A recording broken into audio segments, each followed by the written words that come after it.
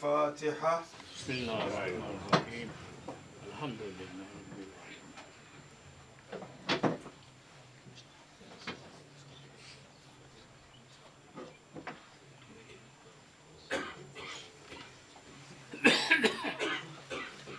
بسم الله الرحمن الرحيم. والحمد لله رب العالمين.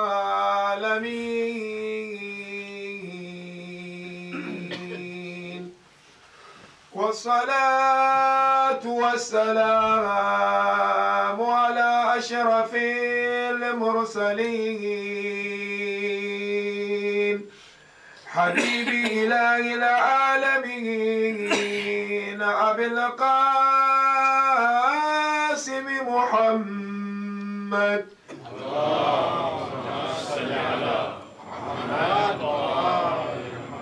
صلى الله عليك يا مولانا يا أبا عبد الله. صلى الله عليك يا ابن رسول الله. صلى الله عليك يا ابن أمير المؤمنين. صلى الله عليك يا ابن فاطمة المظلومة. ما خاب من تمسك بقام وأمن من لجأ إليكم. يا ليتنا كنا معكم سادتي فنفوز والله فوزا عظيما. قال الله تبارك وتعالى في محكم كتابه. بسم الله الرحمن الرحيم. والذين يقولون ربنا هب لنا من أزواجنا وذرياتنا قرة أعين وجعلنا للمتقين إماما. آمنا بالله صدق الله العلي العظيم. صلوات اللهم صل على محمد. For the love of our Abdullah al-Hussain, with the loudest of our voices, صلوا على محمد وآل محمد. اللهم صل على محمد. For the love of Imam صاحب العصر والزمان، روحي وأرواح العالمين لتراب مقدمه الفداء، صلوا على محمد وآل محمد. اللهم صل على محمد وآل محمد. السلام عليكم جميعا ورحمة الله تعالى وبركاته. Once again, we thank Allah subhanahu wa ta'ala for giving us this moment and this opportunity to continue to acquire the understanding of our faith and the understanding of our school of thought in this holy month of Muharram. We ask Allah tabaraka wa ta'ala to accept our humble efforts in this holy month and write our names among the lovers and the followers of Aba Abdullah and his beloved companions. If brothers and sisters will recall and remember very well, last night we looked at the importance of having an alim amongst ourselves and the responsibilities of an alim towards his own community, and at the end, of course, the responsibilities of us as members of the community towards alim, and how it is important to have a strong bond and relationship and connection with your alim, because that bond goes a long way in ensuring that you affect each other positively, and by so doing you are able to build the place for the reappearance of the Imam of our time. The verse I've just quoted, no doubt a very famous verse. It is a dua from our beloved Prophet, Prophet Ibrahim alayhi salam.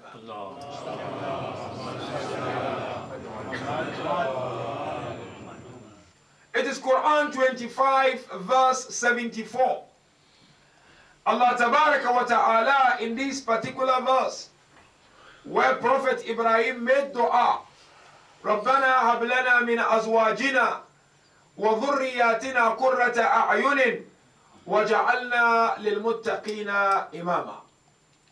He made dua saying, Ya Allah, bless us, offspring and wives, who will be the comfort of our eyes and the comfort of our souls, and they make us the leaders of the pious ones. Now, departing from this verse, our topic of tonight will be the importance of tranquility or peace of mind in marital relationship. And our examination will be of the following stages. The first stage, we will look at the importance of tranquility in life. Then we'll link it to marriage. And then the second stage of the examination, we'll look at factors that destroy tranquility within our marriages. And then the last stage of the examination, we'll look at what needs to be done within our marriages to ensure that there is tranquility and there is peace of mind in our marital relationship. No doubt we all know the importance of marriage. So we're not going to sit here tonight and discuss the importance of marriage. It is enough to remind one another on that very important tradition from our beloved prophets and our beloved Imam, which is known to each and every one of us on the significance of marriage. Suffice to say, in that riwayah, that man tazawwaja fakad ahraza nisfa dini falyattaki Allah fi nisfi al-akhar. Whoever marries, half of his faith and religion is fulfilled, and he should endeavor to have the taqwa or the consciousness of the teachings of Almighty Allah in the other half.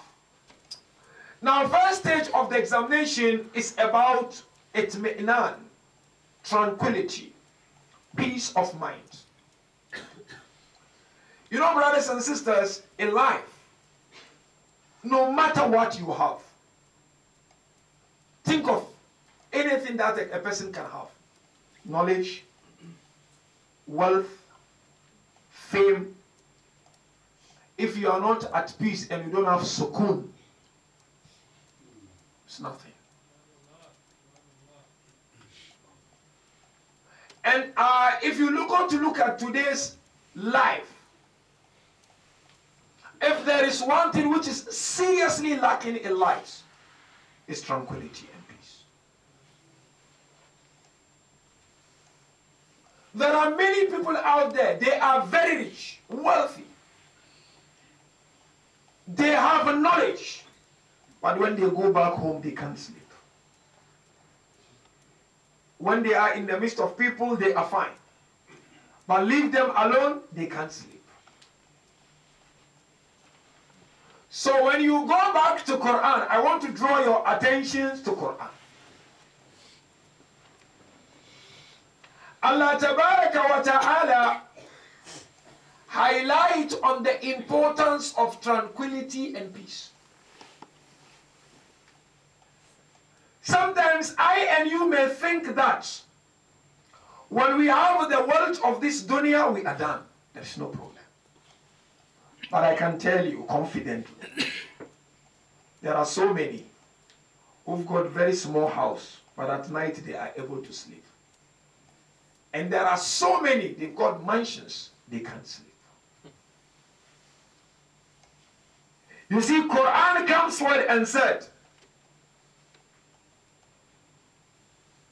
فَلَنُوحِيَنَّهُ حَيَاةً طَيِّبًا.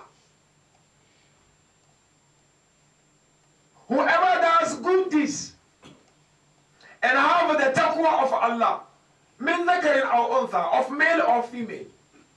So long as you worship Allah, Allah said, we will grant you good life, meaning peace of mind. Now, Quran comes forward and describes two states of insan. Said every insan is of two states. Some scholars said no, it is not talking about insan, it's talking about a mu'min.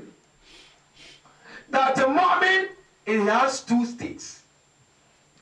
The first state is a halatul wajl. And the second state is a halatul itmi'nan. I want you to pay attention to this line. Mu'min, and you claim to be mu'min, Quran says you have two states. And you have to be in between these two states. First state, wajl. What is wajl? Wajl simply means you're scared to indulge into sin. A mu'min, when sin comes to him, he thinks so many times before he indulge. That is why we look at Quran 8 verse 2. Allah made it very clear. إِنَّمَا الْمُؤْمِنُونَ الَّذِينَ آمَنُوا إِذَا ذُكِرَ اللَّهُ وَجْلَتْ قُلُوبُهُم. Mu'mineen are those, when you remind them of Allah and you tell them about Allah's teaching, they begin to shake. A mu'min doesn't just commit a sin. Hence they came to our beloved prophets and they asked Rasulullah, can you differentiate between mu'min and munafiq? Look at this line, brothers and sisters, before we enter into the soul of our discussion. He said, a mu'min is the one, when he commits a sin, even if the sin is smaller than an atom, it will be like the entire mountain of Abu Qubais is on his chest. Mountain of Abu Qubais is in Makkah. It's big mountain.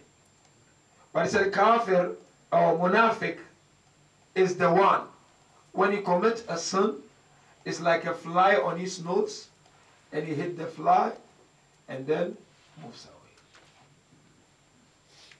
That is munafiq. Today we look at our situation, people backbite normal. It's really normal. It's normal to bring you down. It's not a big deal. That is a sign of being hypocrite. So one of the sign state of a mu'min is scared to commit a sin. A mu'min is scared to bring you down. A mu'min is worried about committing sin. The second state of a mu'min is tranquil soul. Mu'min, you said you are a mu'min and you are worried, then there's something wrong. It means there's something wrong in your worship. Promise you. Quran is talking about it, it's not me. Quran said a mu'min is the one who is peaceful. A mu'min is the one he knows Allah is in charge. A mu'min is the one he knows if the entire world say they are against him, he knows he has Allah. A mu'min is the one he knows when he comes here and nobody welcomes him, Allah will welcome him somewhere. That is a mu'min. A mu'min is the one, when he's got big problem, he knows his Allah will not leave him alone. That is mu'min. That is a halatul itmi'nan. And Quran made it very clear. الذين آمنوا وتطمئن قلوبهم بذكر الله ألا بذكر الله تطمئن القلوب. Allah made it very clear. Those who believe in Allah and their heart find peace in the remembrance of Allah. And he said, no doubt, the heart find peace through the remembrance of Allah. That is mu'min. We see here when we talk about Abdullah, He said, Ya ayyatuha an-nafsul mutma'inna. Aba Abdullah went through pains that none of us would ever imagine going through it. None of us would never imagine going through it. But what did Aba Abdullah say on the 10th day of Muharram? He said, whatever is befalling us is so easy because I know it's under the watchful eye of Allah. It's so easy. Hence he said to his beloved sister Zainab, Ta'azzi bi aza'illah. Oh, my beloved sister, there is azar coming. But when you do azar, remember Allah is with you, Zainab. And the same thing he told his companions. استعدوا للبلاء واعلموا أن الله حافظكم ومنجيكم. Oh, my companions, prepare for tragedy, but know that Allah is with you and He will protect you. Mu'min is at peace. Why? It's because he knows Allah is with him. Now, Quran comes forward and describe manifestations of a tranquil personality. This is where we're going to enter into our discussion of tonight. Some personalities are really peaceful, and some are not peaceful. They may get everything of this dunya, yet they are not at peace. And you know, peace is capital in life. Without peace, nothing will go well. If you think to have the knowledge or to go to dunya is peace, no. Peace is only when you have Allah subhanahu wa ta'ala. Now, Quran comes to it and He gives us 3 manifestations of peaceful personality. First manifestation of peaceful personality is someone who has a big heart. Inshirah al-sadr. This I'm just going to give you glossaries because I want to enter into marriage. That's my topic of tonight. Allah says manifestation and a sign of being peaceful, you have a big heart. Today, who has big hearts? Who is ready to forgive others? Big heart has 2 meanings here. Because Quran mentioned, أَفَمَنْ شَرَحَ اللَّهُ صَدْرَهُ لِلْإِسْلَامِ فَهُوَ عَلَى نُورٍ مِّن رَبِّهِ. Allah said, whoever Allah opens his heart with the nur of Islam, then that nur will guide the person always. What is big heart here? Big heart simply means, number 1, you have the heart to forgive. No matter what, you are ready to forgive. You are ready to let go. You are a peaceful person. Because you know, if I hold grudge, what am I going to get? I'm going to deny myself good sleeping. If I wish your downfall, what am I really going to get? It's a waste of time to think somebody is your enemy. It's a complete waste of time. It's illogical to think somebody, especially mu'min, is your enemy. It's completely illogical. Intellectual person cannot think someone is his enemy. It's really a waste of energy. It's a waste of time to try to pull somebody down. It's a waste of time to compete unnecessarily with someone. So one of the signs of being a peaceful person, you have a big heart. The heart contains pressure. The heart is ready to forgive others. And another, of course, meaning of having a big heart is what? You enjoy the worship of Allah. How many of us come to the mosque you enjoy when Imam said Allahu Akbar? How many enjoy? How many of us are praying because it's just we are told by Allah? Do we enjoy it the way we enjoy baraza? Do we enjoy it the way we enjoy gossiping? You know, if you enjoy sinning, it means there is something seriously wrong with you. So to have a big heart is either to have the heart of forgiving, the heart of reaching out to people, or you enjoy your ibadah. Wallah, you see, you love Hussain? Wallahi, if a person truly loves Aba Abdullah, mentioning the name of Aba Abdullah alone is soothing and pleasing. It doesn't come overnight. It needs work. It needs effort. Quran made it very clear. الَّذِينَ جَاهَدُوا فِينَا لَنَهْدِيَنَّهُمْ سُبُلَنَا وَإِنَّ اللَّهَ لَمَعَ الْمُحْسِنِينَ. So therefore, if you are at peace, problems in your marriages will not be a big deal, will come later. Number 2 manifestation of being a peaceful personality. You are steadfast. Peaceful personality is always steadfast. يثبت الله الذين آمنوا بالقول الثابت في الحياة الدنيا وفي الآخرة. Those who believe in Him and they are truthful in their words with Allah, Allah made them steadfast. They are steadfast in their lives. They are steadfast in their marriages. They are steadfast in their ibadah because they are tranquil personalities. You find a person, a month is too good. Muharram come, mosque is full. Look at mosque. Ramadan come full. Any other part of the year, zero. Culture, only culture. We tick in the boxes. Steadfastness is a sign of being peaceful personality. You don't just come because it's Muharram. Yes, Muharram is unique, I agree. You don't just come because it's Safar. Yes, it's unique. But you have to be steadfast. You have to know what you want. And you have to be determined to continue, if not with all the pace, with at least some of the pace that you get to know in Muharram and Ramadan. And then the last manifestation of a peaceful personality is that peaceful personality is able to withstand every difficulty. You see, when we remember Bibi saying, what do you say? She said, Ma ra'aytu illa jamila. I've seen nothing but beauty. Was it really beauty? Indeed, it was beauty because she was peaceful personality. Peaceful personality, they are able to contain problems. They are able to manage problems. Now, if you go to come to the institution of marriage, you know, according to Islam, marriage is the key for every successful relationship. What does it mean?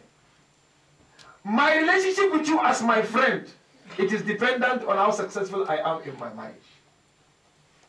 Your relationship with your children and the upbringing of your children, wallah, it is totally dependent on how successful you are in your marriage, you and your wife and you and your husband.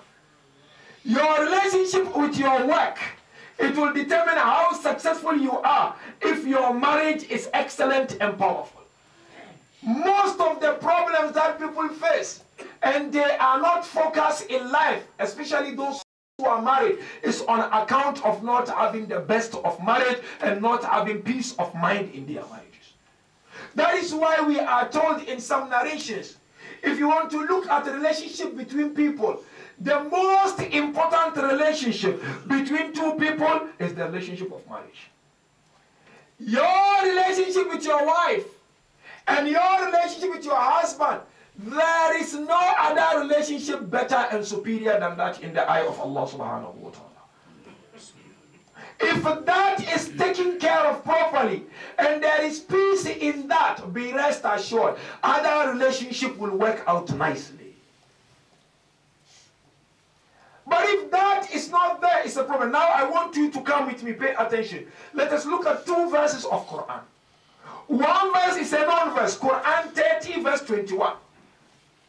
Allah tabarak wa ta'ala said, وَمِنْ آيَاتِهِ أَنْ خَلَقَ لَكُم مِّنْ أَنفُسِكُمْ أَزْوَاجًا لِتَسْكُنُوا إِلَيْهَا. Amongst his sign, you know the verse. There's something I want to deduce here. That He created for you a mate from yourself so that you dwell in them.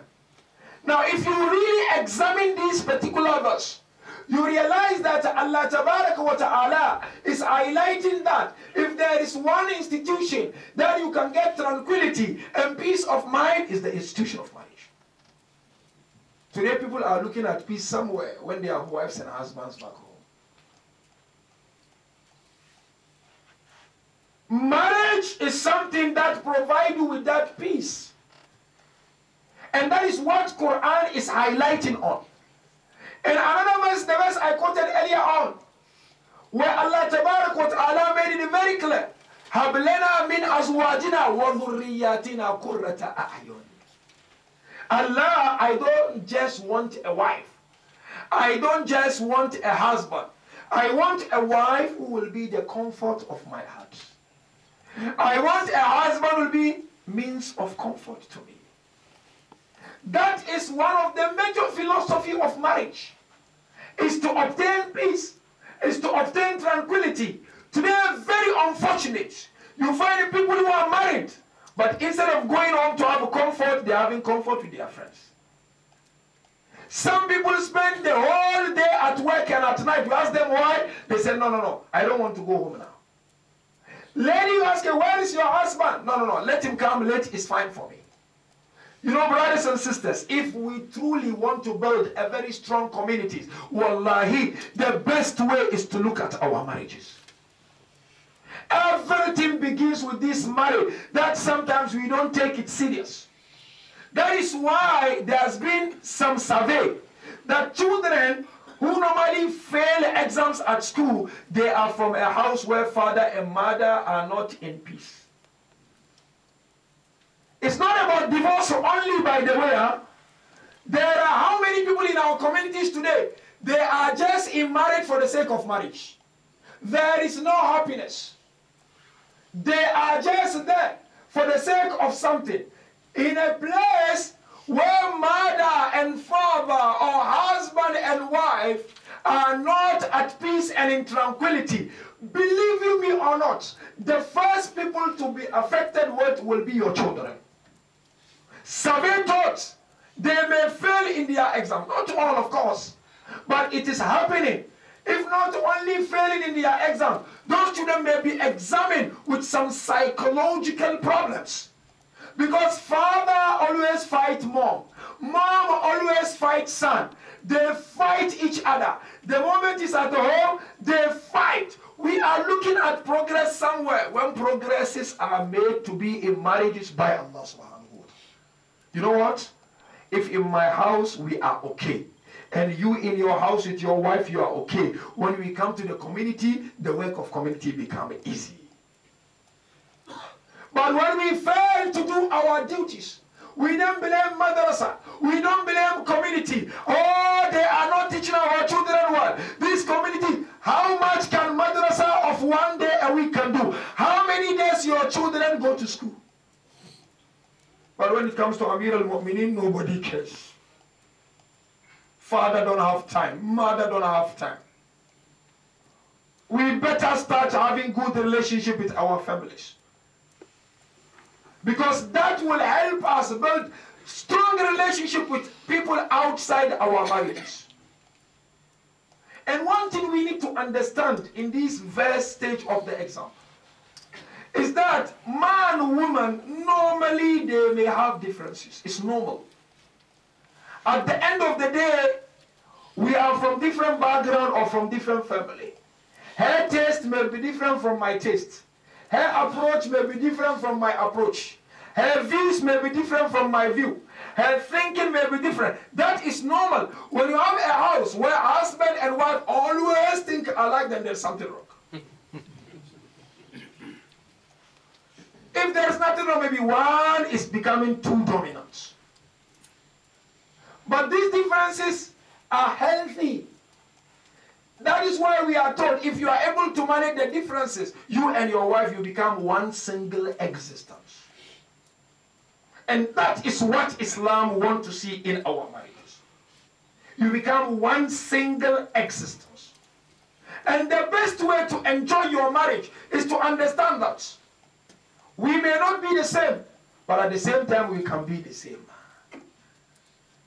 Once you are able to do that, that is what brings the peace in marriage. But now, look at this. There are so many things that happen and destroy the peace in our marriages. I want you to look at these are very practical things I'm going to mention. Completely take away the peace in our marriage. Today people hide behind culture and they abuse their wives. Wife is just to cook and nothing else. There are some women, they take advantage of their husbands. The first reason as to why some of our marriages are lacking peace and tranquility is عدم كون الزوج والزوجة على مستوى المسؤولية. And this I'm addressing now the young ones who are married now or who are aspiring to get married. Now, before they get into nikah, they don't have this sense of responsibility to become a man on his own or a woman on her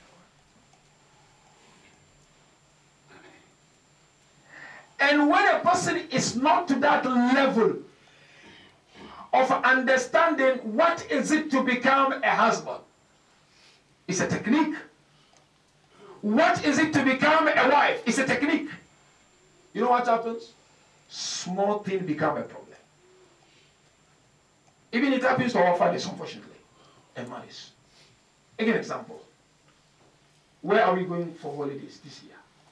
Small disagreement about where to go can cause problems. And it is causing problems. Where are we going to eat tonight or this weekend? Who are we going to visit this weekend? That small thing can cause a problem if they disagree. No, he was supposed to bring something back home, but when he came, he forgot. That can cause problem. And these things are happening because of the lack of understanding the responsibility to become a wife, a husband. These responsibilities are on the shoulders of our fathers and mothers and our communities. You as a father, you as a mother, when you realize that your son or your daughter, they are approaching that marital age, father, sit with your son and talk to him about the marriage and what is it to become a responsible husband. Mother, listen, what do you do when you do Mendy, that one? That one is tension that time. They can't focus. Yes. It has to be continuous thing. It's tension. That, it's like Muharram, you come, everybody's excited. After Muharram, we forget. It has to be a continued process. Sit with your daughter.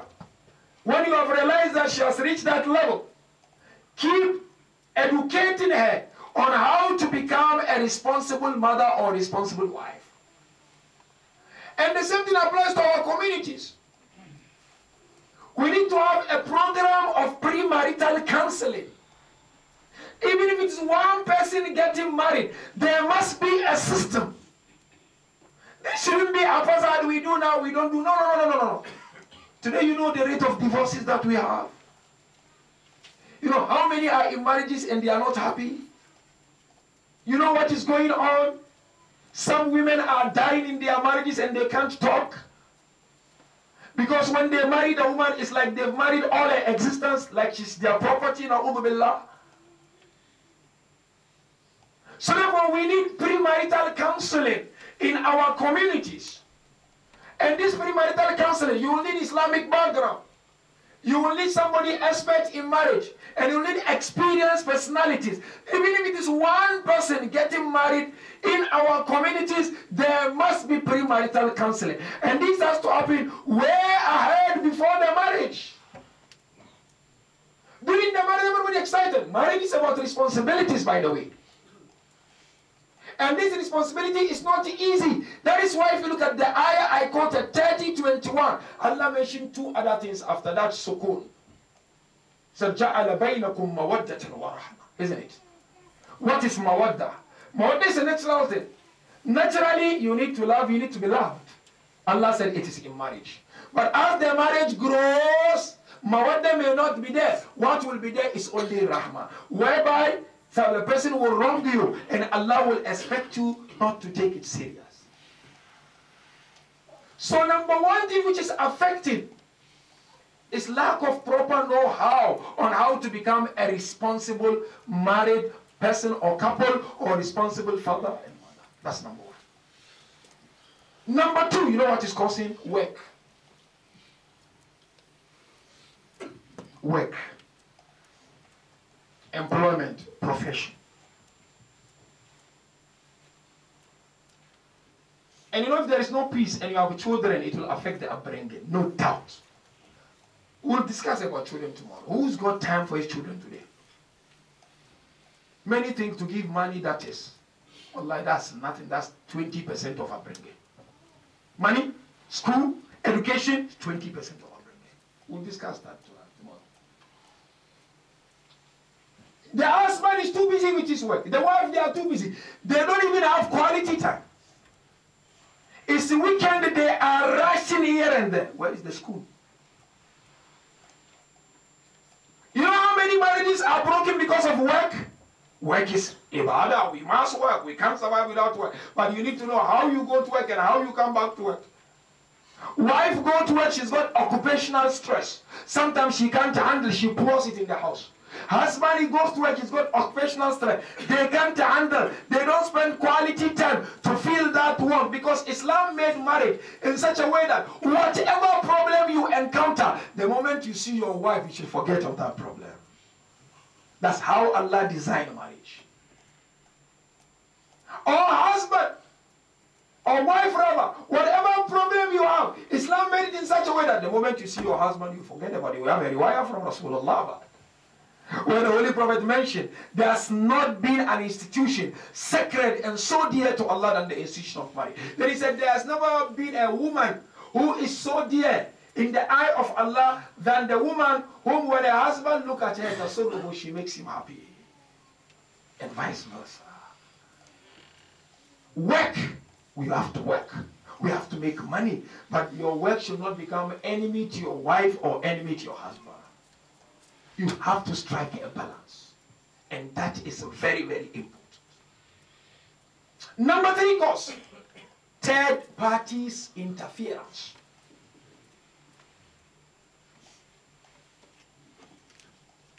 You know how it starts? When a boy gets married, he still thinks that his mommy's boy. They want to go for holidays, he has to consult his mother. What to eat, he has to consult. You know how it can damage? A girl now, she married a guy, she wants to make him like slave to their family. Islam says when you have a problem, whatever you want to do, try to do it between the two of you. Islam said, parents, you can monitor, but you cannot interfere. To interfere is a haram. It's haram. When a girl is married in your house, she doesn't mean that she has to do everything in the house. Who said that in Islam? She has to do, it's very important.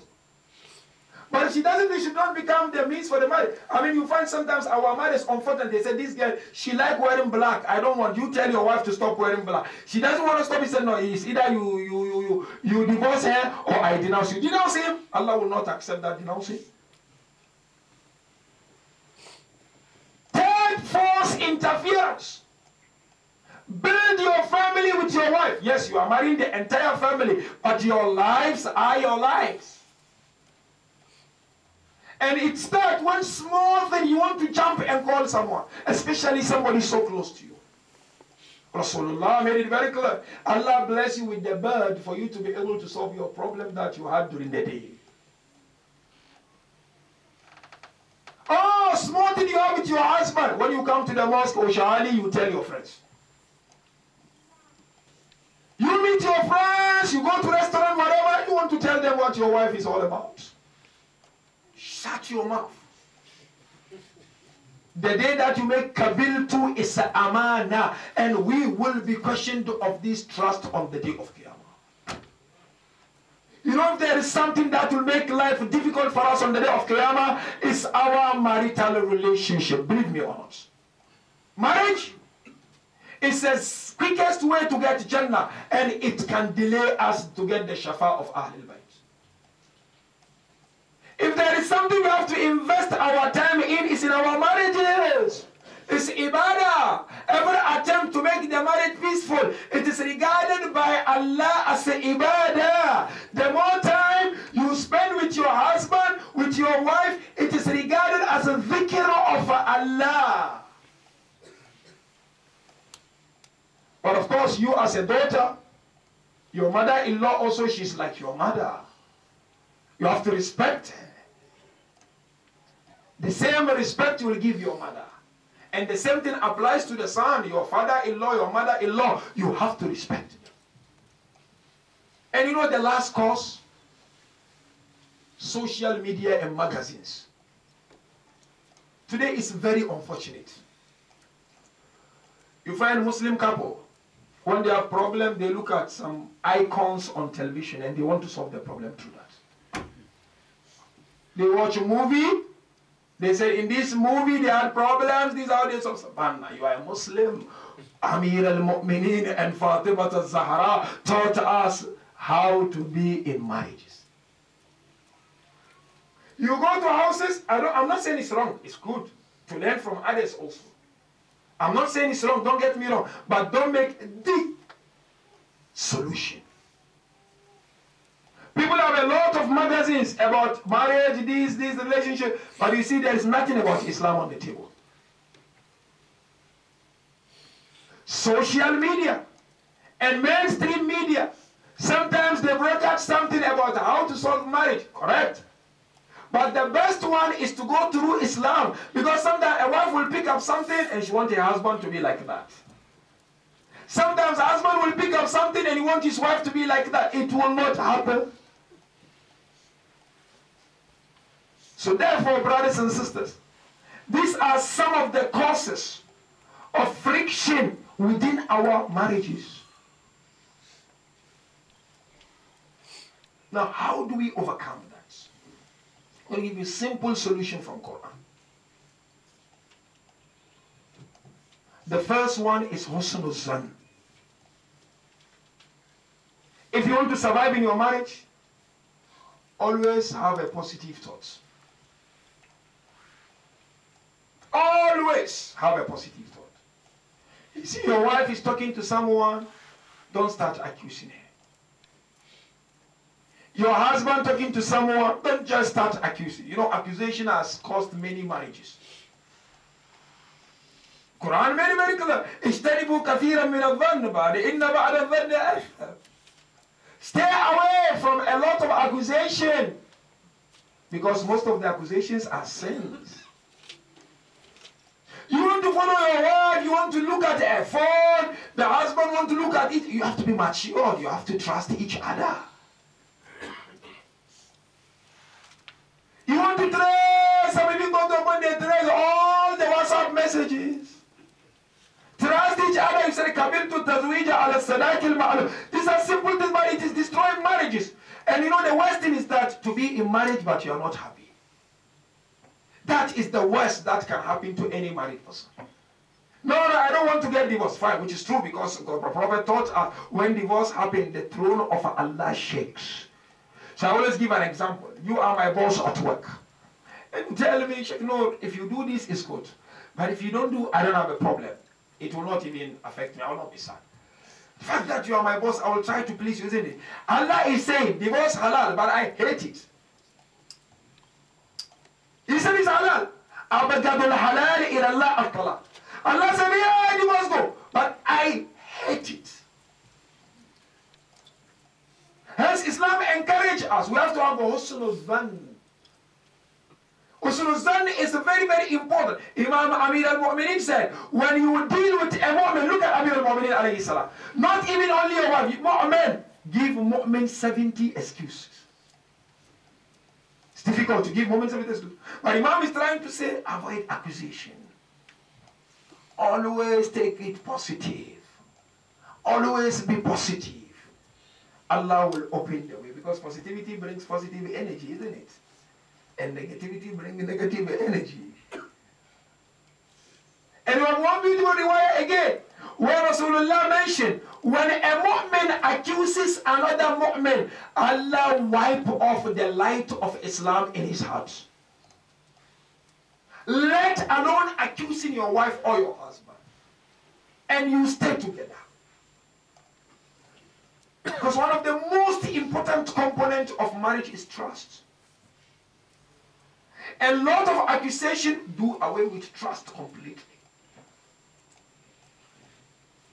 And the second solution to this, when you are in marriage, always try to compromise. You can never and ever get it 100%. Husband, wife, forget it. Compromise. It's so important that Islam taught us to compromise. What Rasulullah mentioned, any husband who is patient of whatever happened in his house, of course, if it is not totally out of Islam. I'm talking of these social matters that you have between you and your wife. Allah will give him the reward of the patience of Dawood alayhi salam. And any wife who is patient over her husband's behavior, whatever, trying to work out something, Allah will give her the reward of the patience of Asiya, the wife of Pharaoh. This is how important it is. When you are in marriage, ignore. Yes, if Allah is undermined, na'udhu billah, Rasulullah is undermined, is something else. But small thing, she did not prepare the food properly, or it's too salty, or no, you were supposed to come early, he delayed, he was talking to his friend, he made me to wait so much. No, you were supposed to take me for outing to night weekend, we couldn't go. No, Habibi, you have to be patient. You are building some foundation for the reappearance of the Imam of our time. Our marriages is supposed to be like that. Then every endeavor in that marriage is ibadah. But if our marriages are not like that, then it becomes a problem. That is why the Quran comes on and said, the most important thing is to treat each other with kindness. Look at Quran, Baqarah 228. وَلَهُنَّ مِثْلُ الَّذِي عَلَيْهِنَّ بِالْمَعْرُوفِ. Said the way Allah said to women to be kind to their husband, husband also you are told to be kind to your wife. In Islam, we don't have who is higher than the other. The ayah which said man is higher is talking about feeding. It's feeding that you provide. It's not incumbent upon a woman to provide. Even if it's the richest woman, it is still wajib on the husband to provide. Yes, we are in a different world altogether, but sometimes some of us, we make it like wajib on your wife to provide for you. No ways, we don't have that in Islam. When you agree, she will support, yes. But Quran is saying, if you want your wife to look beautiful for you, it is incumbent on you to look handsome to her. This is Islam. Imam Jafar alayhi salam said, oh man, the way you want your wife to be presentable to you, you should also look presentable to them. That brings warmth, that brings tranquility, that brings the happiness. I am telling you, brothers, these are some of the things, lack of cleanliness in terms of how you present yourself to your wife or your husband, it is causing the marriages. We have a riwayah from Rasulullah. One companion came to Rasulullah. He said, I have a wife in the house. I want my mothers to listen to this. When I go out to work, she follows me, she escorts me. When I come back, she welcomes me with nice, smelling, nice one. And when she sees that I'm very sad, she comes to me. And she said, if you are sad because of dunya, may Allah increase your sadness. But if you are sad because of Allah, may Allah put peace in your hearts. Rasulullah said to that man, tell your wife she is a woman of a Jannah. Treatment. Even if you are old, my father, you still husband and wife. You have to spend quality time. You have to enjoy your life. So Quran said, وَلَهُنَّ مِثْلُ الَّذِي عَلَيْهِنَّ بِالْمَعْرُوفِ. You want your wife to serve you? Fine, she serves.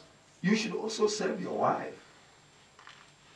Because you know, if you serve each other, you will bring your child to teaching the child that life is about cooperation.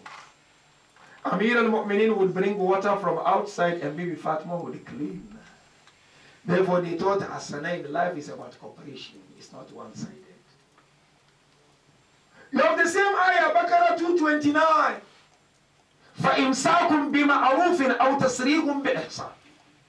If you want to live with your wife, live her nicely with kindness. But if, may God forbid, it happens that you have to separate also in kindness. Look at how Islam talk about ma'ruf, kindness. You want to separate in kindness. You are not enemies. It never worked, fine. It never worked, kindness. Especially when children are involved. Not when you sit with the child, you backbite about his mother. When you sit with the child, you backbite about his father. You are destroying. Again, Baqarah 231, Allah made it very clear. فَأَمْسِكُوهُنَّ بِمَعْرُوفٍ أَوْ سَرِّهُنَّ بِمَعْرُوفٍ وَلَا تُمْسِكُوهُنَّ دِرَارًا men لِتَعْتَدُوا وَمَنْ يَفْعَلُ ذَلِكَ فَقَدْ ظَلَمَ نَفْسَهُ. Allah is telling me. He said, you want to stay with them as husband and wife, treat them kindly and nicely. You want to say, fi amanillah, treat them, unfortunately, Allah. Men, they threaten their wives sometimes. I will marry another woman. These things really. Oh, woman does something, I will marry. Some unfortunately go and do unnecessary muta'ah. How? When ulama speak, it's against what Allah, Baba, Habibi. Understand things. Rasulullah mentioned, Al-mar'atu rayhana wa laysat bikahrimana. A woman, she's like a bundle. She's not a steel. You want to break her, you want to push her. Then no, she has to be treated with love, with care.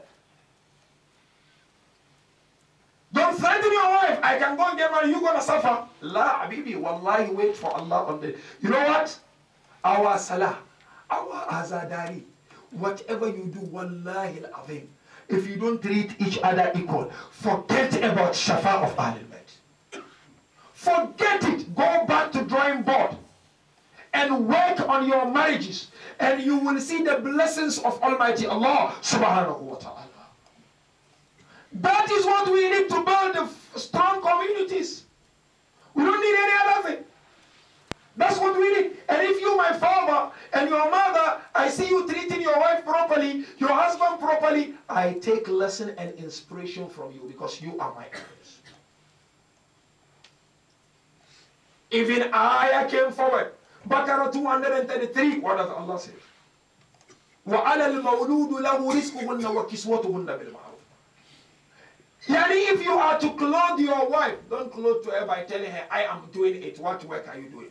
Today you find Muslim husband, I am bringing everything. What are you doing? You go to her. But Islam says she doesn't. Unless she want to go. It's the Quran said even the food you give her, the clothes you give her, it has to be with kindness. It is your duty. You have to do it with kindness. To say that Islam said even the children that Allah bless you with them, if you feed them, you have to feed the children with kindness. Today, look at how women are suffering. They look after children. I'm not saying women are holier than thou. They also have their problems. They can take advantage easily, women sometimes. They can take advantage. But they are trying their level best. Surah An-Nisa, verse 19. He also made it very clear. Ashiruhunna bil ma'ruf. Stay with them with kindness. Because every step of that you will be questioned on the day of Qiyamah. And last but not least, to my fathers and to my mothers, humble requests.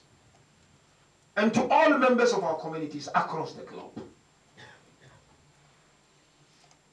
For our daughters and sons who are not yet married, if there is one thing that you need to capitalize on in assessing who to be your son or daughter-in-law is their akhlaq and behavior.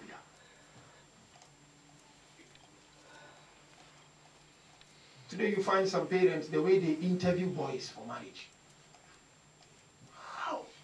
How?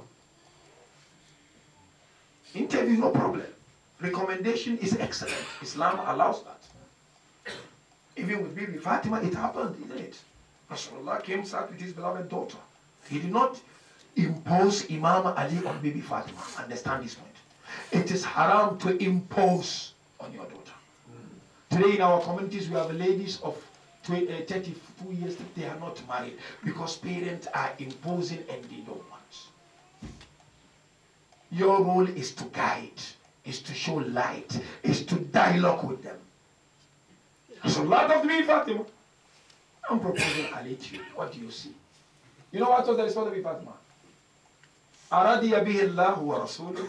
Is Allah and His Messenger happy?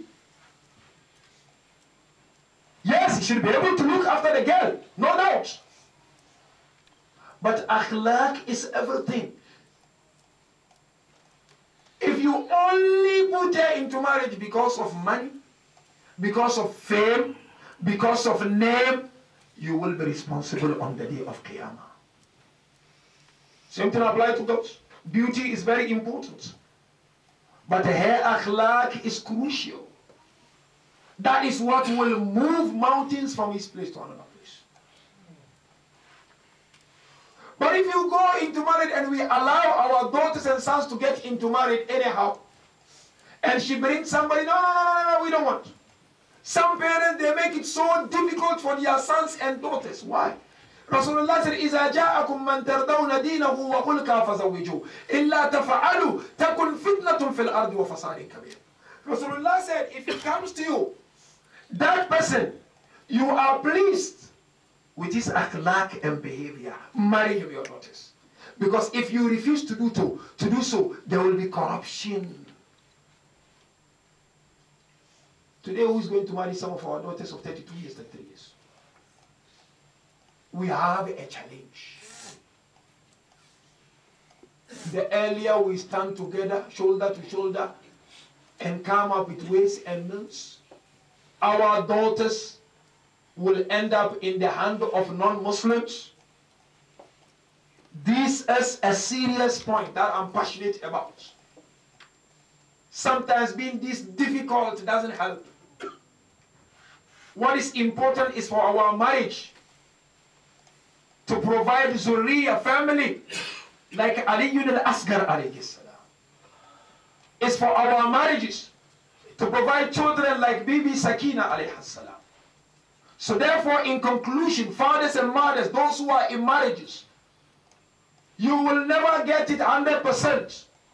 But the success of your marriages is in your hands. It's not in the hand of anyone, not even Maulana, to tell you the truth. People intercede, we interfere, is true, which is very important. But Quran said, فَإِنْ خِفْتُمْ شِكَاكَ بَيْنِهِمَا فَبَعَثُوا حَكَمًا مِنْ أَهْلِهِ وَحَكَمًا مِنْ أَهْلِهَا إِنْ يُرِيدَ إِصْلَاحًا يُوَفِّقِ اللَّهُ بَيْنَهُمَا. Allah said, if you fear friction between them, Jamaat, you fear friction between two families, you invite intellectual from a family and intellectual from his family. But Quran, look at what Quran said. Allah Akbar. When this intellectual comes, Allah said, in yurida islaha yuwaffiqillahu baynahuma. If that man and that woman, or that girl and that boy, they've got the willingness to reconcile, Allah will grant tawfiq for reconciliation. But if they are not willing, they go to court, they get divorced, and that is done. People struggle, children in between struggle, no father figure in picture, no mother figure in picture, so many pains, so many problems, no direction in life. No, we don't want to build that community like that. We want to build a community who are emulating Ahlul Bayt alayhim salam. So therefore, let us work hard and ask for Allah's tawfiq. The marriage that you are in, don't think you are the only one who's got a problem. Everybody has a problem in his life. If you think you are the only one who has a problem, you are wrong. So you rather sit there and work something out. Don't go out and say, no. I think I'm the only one who can handle this woman. And I'm the only one who can handle that husband. You're wrong. Everybody, just that people don't talk. And Islam says don't talk. Just shut your mouth and keep working on it. If you work on it, Allah will place His blessing, inshallah. No doubt, talking about peace and tranquility in marriage, no better person to learn than from Abu Abdullah alayhi salam. On the 10th day of Muharram, we saw the benefits of good marriages. We saw Abu Abdullah and Bibi Rababa. In that difficult moment, Hussaini back and forth would come to Bibi Rabab. He would look at Ali ibn al-Askar alayhi salam. Layla and Abu Abdullah Ali ibn al-Akbar. That is marriage. It's a lesson of Karbala. Abu Abdullah will look at Layla. He said, Layla, go and make dua. Allah promised to accept the dua of a mother for her son, isn't it? Look at marriage. Muhammad and Aun, sons of Sayyidah Zainab alayhi salam. The husband allowed her the permission, go and be with your beloved brother Abu Abdullah. I would stay in Madinatul Munawwara waiting for you to come back. That is the benefit of marriage and tranquility in marriage. And all those women, they supported Abu Abdullah. And they looked after their sons. We come see to Karbala, we cry. Let's learn marriage from Hussaini alayhi salam. How many days no water? Did the woman complain? How many days no water? Did the children complain? That is what good marriage is all about. And that is what we need to build. But now let him take you to the heart of Karbala al-Muqaddasa on the 10th day of Muharram. You know, Islamically we are told the door of forgiveness is always open. That is why some scholars ask a question. Can we meet the Imam of our time with our sins?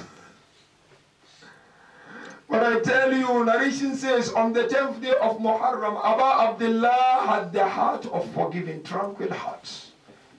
Abu Abdullah was nafsul mutma'inna.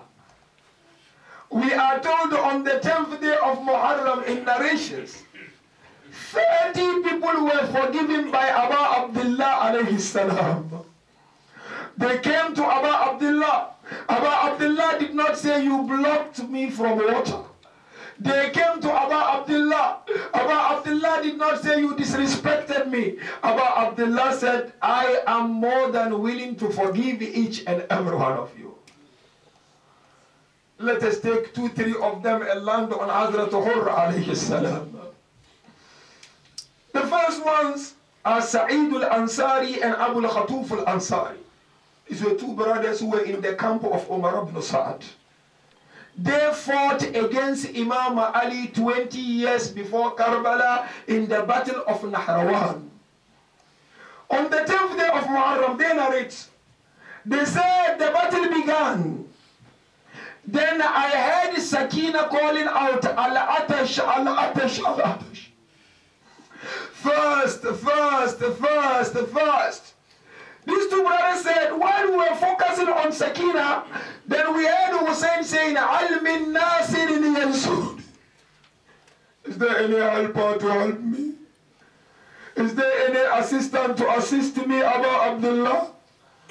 They said, no. All of a sudden, as we were focusing now on Hussain, we saw Zainab going up and down to protect the children.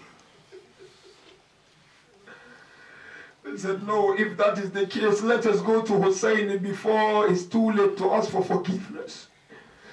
Narration said they went to Abu Abdullah and they said, Ya Abu Abdullah, we beg you, will you forgive us? Look at the heart of Abu Abdullah. Let's try to emulate Hussain. Because Hussain said on the 10th day of Muharram, my slogan is, I will give the creatures of Allah so that the Creator will forgive me. Abu Abdullah said, I've forgiven you. They fought alongside Abu Abdullah. The second one, no doubt, was Zuhair ibn al-Kayn. Zuhair stood against Imam Amir al-Mu'mineen alayhi salam. But as Zuhair was coming back from Mecca towards Karbala, Abu Abdullah was also coming from Mecca. Zuhair went for Hajj. They were in separate tents going to Karbala. Zuhair approached his wife, Daylam, said, Daylam, cover me. I don't want Hussain to see me because I know Hussain is right over Yazid. Then Daylam said to me, will you be happy to leave the son of Fatima al-Zahra alone? Then Zuhair woke up and he went to Aba Abdullah. He said, oh Aba Abdullah, will you forgive me? Aba Abdullah said, definitely I will forgive you because I want Allah to forgive me. Aba Abdullah forgave Zuhair. You know the story. On the 10th day of Muharram, when they beheaded Zuhair, they mutilated the body of Zuhair, isn't it?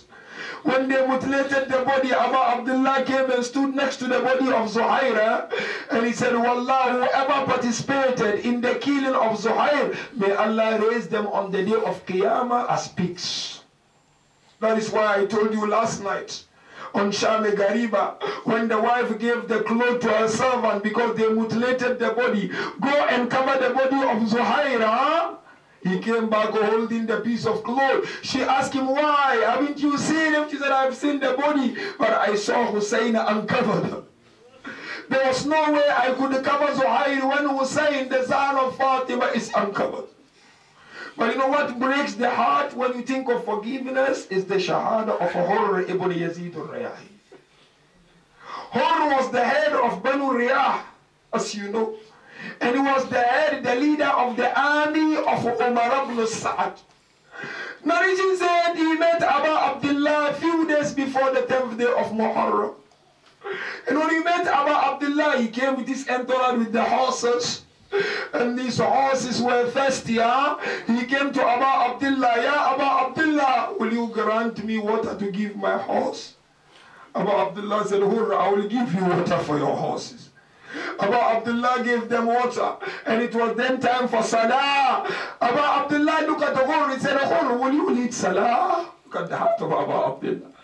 And Hurr said, no, how can I lead Salah when the son of Fatima al-Zahra is here with us? But now come later on, when Aba Abdullah wanted to proceed to Karbala, Hurr blocked Aba Abdullah. But Aba Abdullah knew Hurr had a beautiful heart, wallah. Aba Abdullah asked Hurr, why? Allow us to go. At least now we gave you water, and if you could pass, we'll get water. Allow us. Hurr said, no, I have one mission and task. If I can do that, I will allow you to go. Aba Abdullah asked him, what is the mission? Hurr said, I'm told to take allegiance from you. Once you pay allegiance, you can go. Aba Abdullah looked at Hurr and he said, Hurr, maybe your mother have lost you, but I will not curse you, O Hurr. Hurr went back, narration said, and sat down. He was thinking about it, whether to follow Aba Abdullah or to stay away from Aba Abdullah. Now this is the line. I want you to look at it and pay attention. Comes the 10th day of Muharram. In the morning, narration says, Hurr sat down. He looked at that side, he saw Shimr sitting. He looked at that side, he saw Umar ibn Sa'd. He looked at that side, he saw Sakina calling out for water. He looked at that side, he saw Asghar, and the lip was so dry. Now Hurr came to Shimr and Umar ibn Sa'd. And he asked them, what is going to happen today? 3 things made Hurr to change his mind and join Aba Abdullah. Then they told the Hurr, today hands will be chopped off. And hairs will be flying up and down. Then Hurr saw Aba Abdullah, they put fire in front of the Akhaymaga. But then he heard Shimr saying, Hussain, are you preparing for your fire to enter? Then the horses of Umar ibn Sa'ad, they were so thirsty, and Umar ibn Sa'ad was calling for water for them. So we went and asked them, if you want to give water to your horses, what of Hussain and the children of Hussain? You know what was the response? These horses are better than Hussain and his children. Horses are better than Hussain. No wonder they made the horses to tremble the body of Hussain. Now Hurr then came and he asked his servant to cover his face. He began to walk towards Aba Abdullah alayhi salam. When Hurr got to Aba Abdullah, he said, Al li min tawba ya Aba Abdullah. Oh Aba Abdullah,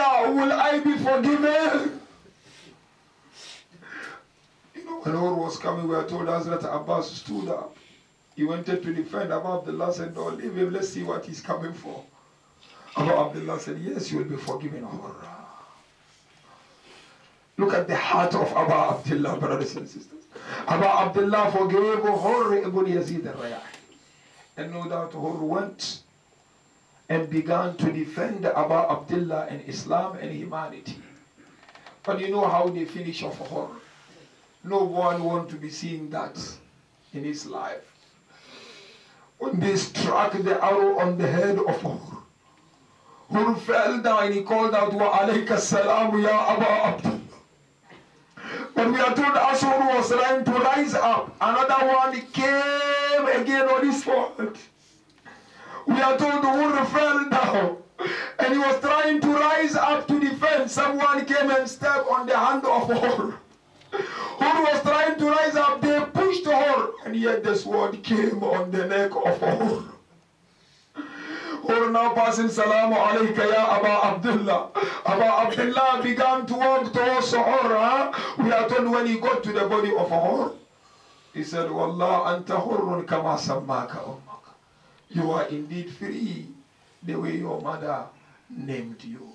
Inna lillah wa inna ilayhi raji'un.